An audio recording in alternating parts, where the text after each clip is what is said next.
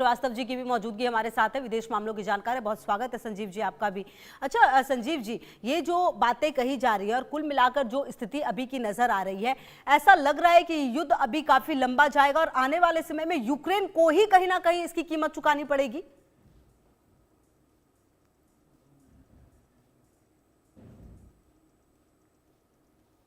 Sir आवाज मिल रही है आपको संजीव जी?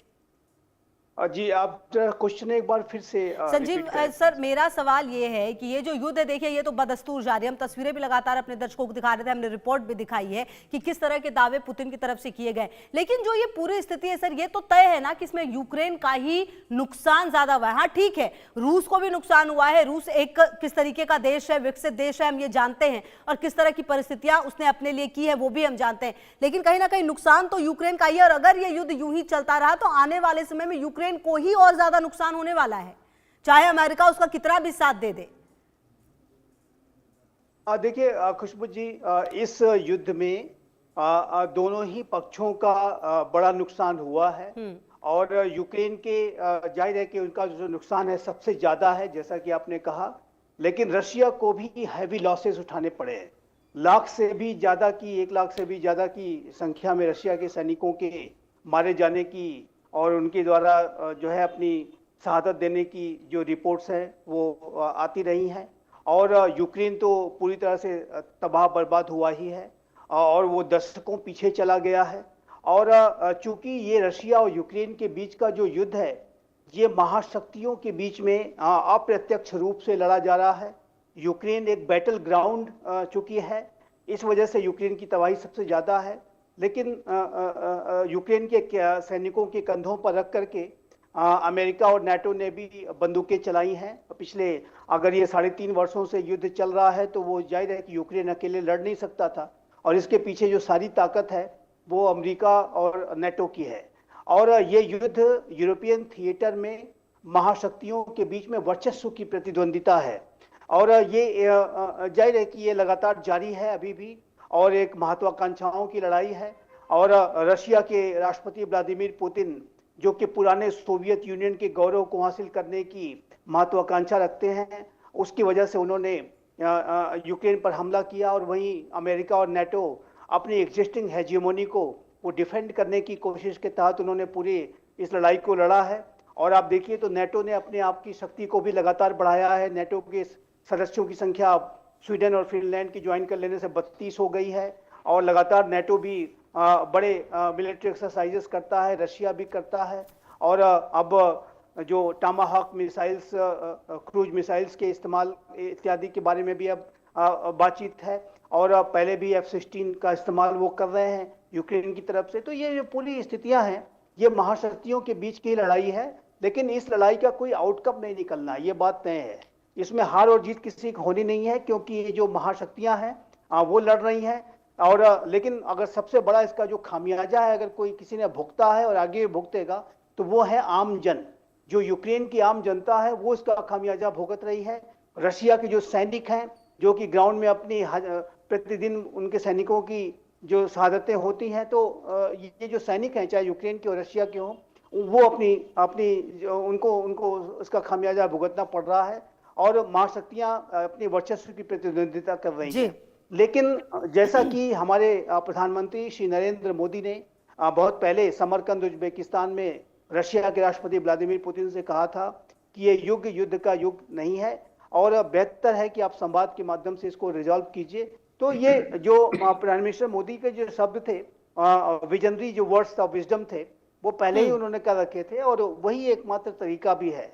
अलास्का की समिट जब हुई अभी रशिया और अमेरिका के बीच में, तो ये अच्छी शुरुआत हुई थी। लेकिन उसके बाद भी जो विश्वास का जो संकट इतना गहरा है और महत्वाकांक्षाओं की लड़ाई इतनी बड़ी है कि वो अभी स्थितियां, वो सद्बुद्धि, वो विजडम बिल्कुल, और शायद यही वजह है ना संजीव जी कि ये बदस्तूर युद्ध जारी है और ना समझने को ज़ेलेंस्की रेडी है, और पुतिन को तो खैर उनको समझाना ही लग रहा है कि बस में नहीं है। अच्छा संजीव जी, अगर इस पूरे वाकये को देखिए, ये जो जब से शुरुआत हुआ है तब से लेकर अब तक ऐसा लगा नहीं था कि यह युद्ध इतना लंबा चला जाएगा। रूस जैसे देश को अगर यूक्रेन को रोकने में इतना वक्त लग गया तो निश्चित तौर पर वो भी काफी मजबूती से लड़ रहा है। उसका सहयोग भले ही और कंट्रीज जरूर कर रही है, इसमें भी कोई दो मत नहीं है। लेकिन संजीत जी, अगर यूं ही चलता रहा तो क्या लग रहा है कि ये कब तक चलेगा, और आखिरकार जब पुतिन सुनेंगे नहीं ट्रंप की तो ये युद्ध रुकेगा कैसे?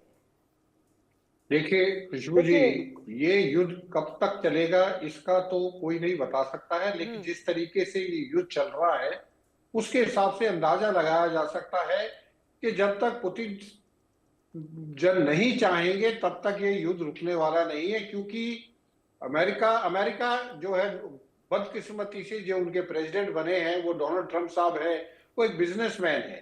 उनको जो है हथियार बेचते हैं वो नाटो को। अब ये टोमाहॉक मिसाइल्स की भी जो बात हो रही है, ये कोई उसको उनको कोई एड में नहीं दे रहे हैं, वो नाटो कंट्रीज उनको खरीदेगी, यूरोपियन कंट्रीज उनको खरीदेगी और वो यूक्रेन को देंगे। तो अमेरिका के तो हथियार बिक रहे हैं, उनकी जो हथियार मैन्युफैक्चरिंग कंपनीज है उनके तो शेयर बढ़ रहे हैं, तो अमेरिका को कोई प्रॉब्लम नहीं है। यूरोप को प्रॉब्लम ये है कि यूरोप को ये डर है कि यूक्रेन के बाद कहीं पोलैंड का, उसके बाद जर्मनी का इनका नंबर या डेनमार्क का इनका नंबर ना आ जाए। तो वो तो जो लड़ाई लड़ रहे हैं वो आगे आने वाले खतरे के लिए लड़ रहे हैं। अभी सबसे ज्यादा समस्या है यूक्रेन की। अब यूक्रेन के जेलेंस्की साहब को ये समझ में नहीं आ रहा कि आप चाहे अगले 10 साल तक भी लड़ते रहेंगे तो रशिया से आप नहीं जीत सकते। रशिया के पास एक बहुत ज्यादा ताकतवर मुल्क है, उसके पास जो उसका मिलिट्री सेटअप है, जो उनकी मिलिट्री की जो ऑर्गेनाइजेशन है वो बहुत ताकतवर है। आदमियों की कमी है, तो आदमी की कमी जो यूरोप में भी है। इसलिए आप देखेंगे कि यूरोप की किसी भी देश ने अपने हथियार दे रहे हैं लेकिन अपने फौजी भेजने के लिए कोई तैयार नहीं, क्योंकि उनके पास खुद के पास फौजी नहीं है। तो ये लड़ाई का अंत का कोई नहीं कह सकता। मैं बोल रहा हूँ या तो जेलेंस्की साहब जो है पुतिन की बातें मान के और जो है पीस के लिए राजी हो जाए, या पुतिन साहब खुद ही डिसाइड कर ले कि हमको जो ये 4 जो ईस्टर्न जो थे स्टेट्स थी या एरिया थे, जिसमें आपका खेरसोन है, ज़ेपोरिज़िया है, डोनेट्स्क है और लुहांस्क है, ये सब मिल गए हैं, तो उनको खुद बंद कर ले। ठीक है। तो ये जब तक पुतिन साहब खुद नहीं चाहेंगे तब तक ये लड़ाई इसी तरीके से चलती रहेगी। 3.5 साल हो गए, लोगों ने नहीं सोचा था कि 3.5 साल तक चलेगी। खुशबू जी, ठीक है, आप रहिए सर हमारे साथ। इसी बीच एक अहम जानकारी अपने दर्शकों तक पहुंचा दें और वापस फिर हम अपने जो गेस्ट हैं उनके पास चलेंगे। इसी बीच अहम जानकारी है कि रूस यूक्रेन युद्ध से जुड़ी ये बड़ी खबर है।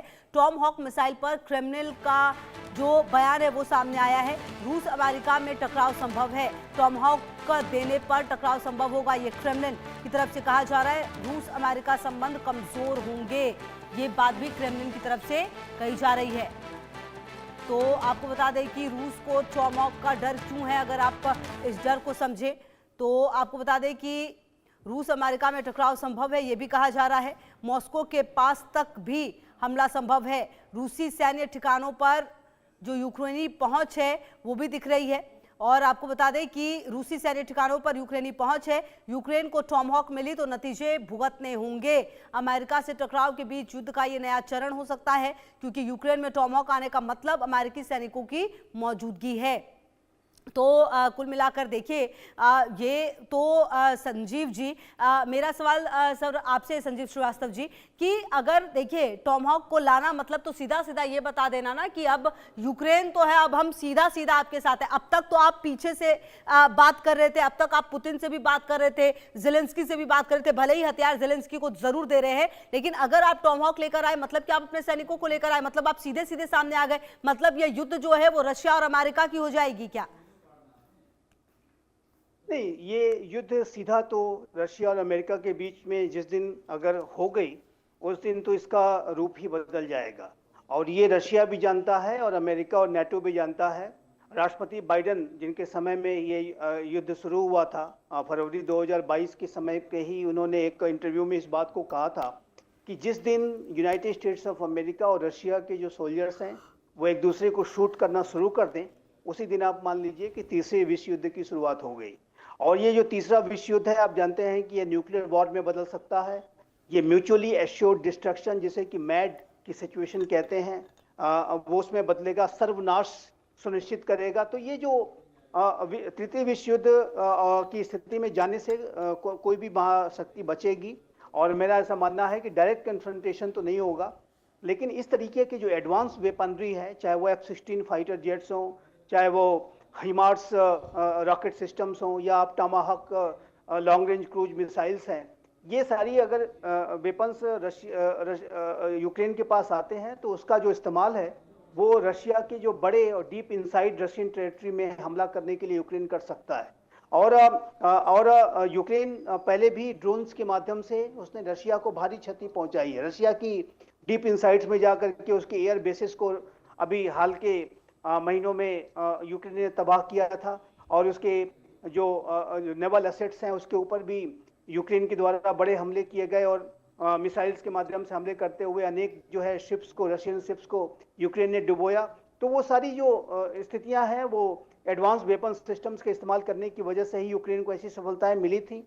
और यदि उसके पास टमाहॉक लॉन्ग रेंज क्रूज मिसाइल जैसी जो एक बहुत ही कारगर और एडवांस वेपन सिस्टम आ जाता है तो इससे यूक्रेन और भी बड़े हमले कर सकता है, और रशिया को इस बात की चिंता है। हालांकि रशिया इसको रिस्पॉन्ड करने के लिए उसके पास जो मिसाइल की कैपेबिलिटीज हैं वो तो बहुत बड़ी हैं, और लेकिन ये जो रशिया जहां तक हाइपरसोनिक मिसाइल्स का भी इस्तेमाल वो यूक्रेन के खिलाफ करता रहा है, लेकिन जहां तक डायरेक्ट रशिया और नाटो या अमेरिका के बीच का कन्फ्रंटेशन की बात है तो मुझे नहीं लगता कि वो होने जा रहा है। आज तक इस पूरे युद्ध में रशिया ने नाटो की टेरिटरी पर कोई एक सिंगल गोली तक नहीं चलाई है। कुछ ड्रोन्स वगैरह जरूर अभी देखे गए थे एस्टोनिया में, पोलैंड में, रोमानिया में, शायद लेकिन वो जो संजीव जी देखिए ये बात तो रशिया को भी पता है ना कि अमेरिका जिस तरह से अभी सामने आ रहा है ठीक है, लेकिन अगर वो डायरेक्टली आ गया तो ये स्थिति जो है वो यूक्रेन जंग वाली नहीं रह जाएगी। संजीत सिरोही जी, मेरा सवाल ये है कि जो बात मैं कह रही हूँ उसी को आगे बढ़ाते हुए कि अगर इस युद्ध में अमेरिका की एंट्री हो जाती है तो कहीं ना कहीं रशिया, जो आप समझिए यूक्रेन के इस युद्ध को खत्म नहीं कर पाया है अब तक, क्योंकि उसे सहयोग जरूर मिला है, लेकिन कहीं ना कहीं अमेरिका की सीधे सीधे एंट्री इस युद्ध की पूरी दशा और दिशा बदल सकती है। खुशबू जी, ये जो टॉमहॉक मिसाइल की बात हो रही है, ये अभी डोनाल्ड ट्रंप साहब ने सिर्फ ये बोला कि मैं इसके ऊपर विचार कर रहा हूं, और उससे पहले मैं ज़ेलेंस्की साहब से ये पूछूंगा कि इसका इस्तेमाल कहां पे करेंगे, क्योंकि क्रेमलिन इसको जो है बहुत सीरियसली लेगा। और अगर अमेरिका ने ये टॉमहॉक मिसाइल देती है तो उससे क्या होगा कि अमेरिका जो है, ये यूक्रेन जो है रशिया के 76 एयर बेसिस को टारगेट कर सकता है। 76 एयर बेसिस और तकरीबन 2000 मिलिट्री साइट्स को कर सकता है। तो अगर ये टॉमहॉक मिसाइल जो है मिल जाती है यूक्रेन को, तो ये पूरी जो आप बोल रहे हो दशा और सारी पूरी चेंज हो जाएगी उसमें। और मेरे को लगता है कि जो डोनाल्ड ट्रंप साहब बोल रहे हैं वो नहीं देंगे, ये सिर्फ रशिया के ऊपर प्रेशर डालने के लिए दिया गया है। और अगर देते भी हैं तो उसका इस्तेमाल बिना अमेरिका की परमिशन के ज़ेलेंस्की साहब नहीं कर पाएंगे। और अमेरिका अगर परमिशन देता है तो इसका मतलब ये है कि लड़ाई रशिया और अमेरिका की बीच में शुरू हो गई, चाहे वो डायरेक्ट उनके ट्रुप्स आपस में नहीं लड़ रहे, लेकिन हथियार जितने भी टॉमहॉक मिसाइल जो इस्तेमाल की जाएगी वो डोनाल्ड ट्रंप की परमिशन से की जाएगी। और जब डोनाल्ड ट्रंप साहब इसको परमिशन दे देंगे तो ये जो है हालात और ज्यादा बदतर हो जाएंगे। तो मुझे लगता है कि गुड सेंस प्रिवेल करेगी और डोनाल्ड ट्रंप साहब ये मिसाइल जो है यूक्रेन को नहीं देंगे। ये सिर्फ इसके ऊपर रशिया के ऊपर सिर्फ जो है प्रेशर डालने के लिए है, ताकि रशिया जो है नेगोशिएटिंग टेबल पे जल्दी से जल्दी आ जाए। ठीक है, ये रशिया पर जो प्रेशर डालने की वो कोशिश है। लेकिन संजीव जी आप देखिए ना, इतना वक्त हो गया है, लगातार बातचीत की कोशिश पुतिन से भी की गई है, मुलाकात हो जाती है अलास्का में और जिसकी पूरी चर्चा हुई, और उसके बाद ऐसा लगा शायद कि एक मंच पर एक तरफ ट्रंप होंगे, एक तरफ ज़ेलेंस्की हो सकते हैं, एक तरफ पुतिन हो सकते हैं, लेकिन ऐसा हुआ नहीं, तस्वीर सामने आई नहीं, बात हुई नहीं, और वही जो स्थिति है युद्ध की वही नजर आ रही है। आने वाले समय में जिस तरह के दावे पुतिन कर रहे हैं उसके बाद अमेरिका का अगला कदम क्या हो सकता है? देखिए, राष्ट्रपति पुतिन की जो महत्वाकांक्षाएं हैं बहुत बड़ी हैं, और वो पुराने, जैसे कि मैंने कहा कि सोवियत यूनियन का जो गौरव हासिल करने की जो उनकी मंशा है, उसके तहत वो ये एक्शंस ले रहे हैं। वो जहां कहीं भी उन्हें मौका मिलता है अमेरिका और नाटो की हेजिमोनी को चैलेंज करने से नहीं चूकते, चाहे वो मिडिल ईस्ट हो, चाहे वो अफ्रीका हो। उनकी महत्वाकांक्षाएं इंडो पैसिफिक रीजन को लेकर के भी हैं। तो वो अपने आप को एक बड़ी महाशक्ति के रूप में उभारना चाहते हैं, जैसा कभी सोवियत यूनियन हुआ करता था।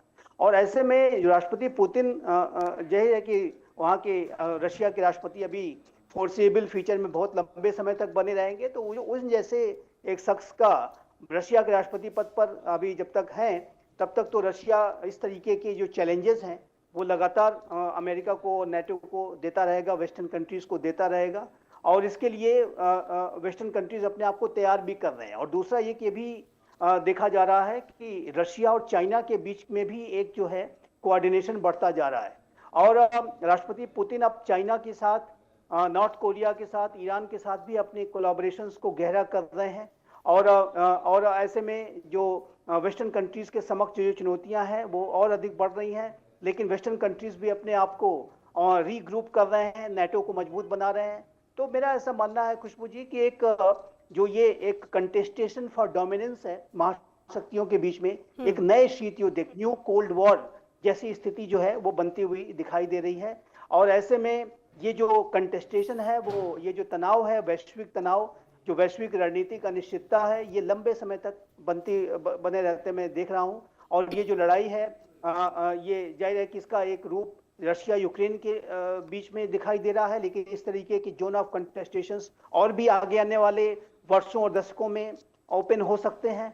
और ये जो जाहिर है कि पूरे विश्व के लिए अच्छी खबर नहीं है, लेकिन ग्राउंड रियलिटीज यही है कि आज एक नए शीत युद्ध का जो खतरा है, एक न्यू कोल्ड वॉर की जैसी स्थिति पूरे विश्व में बनती हुई दिखाई दे रही है। और ये जाहिर है कि जैसा कि पिछले शीत युद्ध में हमने देखा था कि पूरी दुनिया में एक अस्थिरता, एक तनाव की स्थितियां बनी रहती थी, तो कुल मिलाकर ये माना जाए कि हम उसी तरफ आगे बढ़ रहे हैं। अच्छा संजीव सिरोही जी, जो बात संजीव जी कह रहे हैं उससे आप कितना इत्तेफाक रखते हैं? क्योंकि कहीं ना कहीं देखिए जो युद्ध होता है वो प्रत्यक्ष या अप्रत्यक्ष रूप से दुनिया के हर देश पर असर डालता है। हम पर भी, भारत पर भी असर पड़ा है निश्चित तौर पर। हालांकि भारत ने अपनी नीतियां बिल्कुल ही क्लियर रखी है, लेकिन अगर ये युद्ध यूं ही चलता रहा संजीव जी, तो क्या लगता है कि आने वाले समय में दुनिया में कौन से वो देश है जो सबसे ज्यादा प्रभावित होंगे और किस तरीके से? देखिए खुशबू जी, जब से ये लड़ाई शुरू हुई है तकरीबन सारे देश जो है प्रभावित हुए हैं। जो सप्लाई चेन है उस पर काफी नुकसान हुआ है, और उसकी वजह से रशिया के ऊपर सैंक्शंस लगे हैं।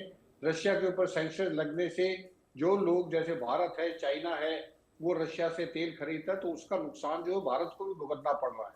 भारत के ऊपर 50% जो है टैरिफ लगाई है, जिसमें 25% सिर्फ इसी बात की लगाई गई है क्योंकि भारत जो है रशिया से तेल खरीदता है। चाइना के ऊपर नहीं लगाई है, नवंबर तक उनको 90 डेज का वेट करने के लिए बोला है। 90 डेज बाद हो सकता है कि चाइना के ऊपर भी टैरिफ लगा जाए। तो जब भी दो देश, और खास तौर पर जब दो महाशक्तियां इन्वॉल्व हो, और दो महाशक्तियां नहीं है, यूरोप को भी अगर काउंट किया जाए तो एक तरफ यूरोप है, अमेरिका है, और दूसरी तरफ रशिया और चाइना है। तो आप ये अंदाजा लगा सकते हैं जब ये इतने बड़े बड़े देश, इतने पावरफुल देश आपस में इनकी लड़ाई चलेगी, तो बाकी जो देश हैं, जो डेवलपिंग कंट्रीज हैं, चाहे वो साउथ एशिया की हो, चाहे वो अफ्रीका की हो, चाहे एशिया की हो, लैटिन कंट्रीज की भी हो। ब्राजील के ऊपर देखिए, ब्राजील के ऊपर भी 50% जो है टैरिफ लगाया हुआ क्योंकि वो ब्रिक्स नेशन में शामिल है। तो आप देखिए जो ब्रिक्स नेशन में है वो भी सब जो है इसका जो नुकसान भुगत रहे। यूरोप को खुद देख लिए, यूरोप की जो 50% एनर्जी नीड्स है वो रशिया से आती थी। वहां पे जो है जितनी गैस वगैरह, जर्मनी में 40% जो 50 to 60% गैस जो है वो रशिया से आती थी। उसकी वजह से वहां पे जो है प्रॉब्लम है। तो आप देखिए कि इस लड़ाई का जो है जितनी जल्दी ये लड़ाई खत्म हो जाए उतनी अच्छा है। अदरवाइज आने वाले समय में हर देश को, आजकल की लड़ाई वो लड़ाई नहीं कि एक कोने में लड़ाई हो रही है बाकी का असर नहीं पड़ रहा। आजकल किसी की भी किसी से लड़ाई होती है तो पूरी सप्लाई चेन के ऊपर असर पड़ता है। वही असर हम देख रहे हैं, और उसी की वजह से जो है भारत के ऊपर, चीन के ऊपर, ब्राजील के ऊपर टैरिफ लगाए जा रहे हैं, क्योंकि हमारे जो संबंध है रशिया के साथ वो अच्छे हैं, चाइना के संबंध अच्छे हैं। तो इस चीज का हर्जाना सबको भुगतना पड़ता है। खुशबू जी, बिल्कुल, और कहीं ना कहीं जब अंजाम भुगतना पड़ रहा है तो देखना ये होगा कि आने वाले समय में। अच्छा संजीव जी, अब शॉर्ट में एक आंसर मेरे को ये दे दीजिए, जो स्थितियां अभी चल रही है उसमें भारत का स्टैंड क्या है, जो दावे पुतिन की तरफ से किए गए उसके बाद? देखिए, भारत का जो स्टैंड है बहुत ही विवेकपूर्ण है, बुद्धिमत्तापूर्ण है, संतुलित है, जिम्मेदारी भरा है। और हम चाहते हैं कि रशिया और यूक्रेन के बीच में संवाद स्थापित हो, और ये जो नेगोशिएटिंग टेबल पर ये राष्ट्र आए, बातचीत के माध्यम से इस समस्या का समाधान निकले। लेकिन बड़े दुर्भाग्य से कहना पड़ता है कि भारत जैसे एक विवेकपूर्ण बुद्धिमत्तापूर्ण तरीके से चलने वाले शांति के समर्थक राष्ट्र को इस पूरे युद्ध में घसीटने की कोशिश भी की गई। और जैसा कि संजीव जी ने बताया कि भारत के ऊपर रशिया यूक्रेन युद्ध को लेकर के टैरिफ भी 25% लगा दिया गया, क्योंकि ये कहा गया कि भारत रशिया से तेल खरीद रहा है, जबकि भारत रशिया से जो ऑयल खरीद रहा है वो अपने राष्ट्रीय हितों को ध्यान में रखते हुए खरीद रहा है। जो ग्लोबल एनर्जी सप्लाई चेन्स पर जो डिस्ट्रप्शंस पैदा हुए उससे अपने राष्ट्र को बचाने के लिए ये जो भारत ने रशिया से तेल खरीदने का निर्णय लिया, और रशिया के साथ हमारे जो बहुत ही अटूट अटल टाइम टेस्टेड जो पार्टनरशिप है उसको इंटैक्ट रखते हुए अपनी स्ट्रेटेजिक ऑटोनॉमी का पूरा को एक्सरसाइज करते हुए भारत ने रशिया के साथ तेल खरीदा है और आगे भी खरीदता रहेगा। उस तरीके की टैरिफ इत्यादि का भारत के ऊपर कोई असर नहीं पड़ने वाला, ये बात मैं स्पष्ट कर देना चाहता हूं। लेकिन दुर्भाग्य से कहना पड़ता है कि भारत जैसे राष्ट्र को इस पूरे युद्ध में घसीटने की कोई आवश्यकता नहीं थी। एक पीटर नवारो नामक एक सलाहकार हैं, उन्होंने तो पूरे रशिया यूक्रेन युद्ध को मोदी का युद्ध भी बता दिया। तो इस तरीके के अनेक नकारात्मक सोच रखने वाले जो सलाहकार हैं उनकी वजह से पूरी स्थितियां और भी ज्यादा बिल्कुल, और ये बिगड़ती हुई देखना दिखाई दे होगा रही कि है। आने वाले समय में भारत का और स्टैंड कितना ज्यादा क्लियर रहता है। बहरहाल भारत ने अपनी स्थितियां क्लियर की, लेकिन पुतिन की तरफ से जो दावे किए गए उसके बाद ट्रंप का भी क्या कदम होगा ये देखना होगा। बहुत शुक्रिया आपका भी संजीत जी, और आपका भी संजीव जी इन तमाम जानकारियों के लिए हमारे साथ जुड़ने के लिए। तमाम खबरों पर नजर आप रही है हमारे साथ, देखते रहिए इंडिया न्यूज।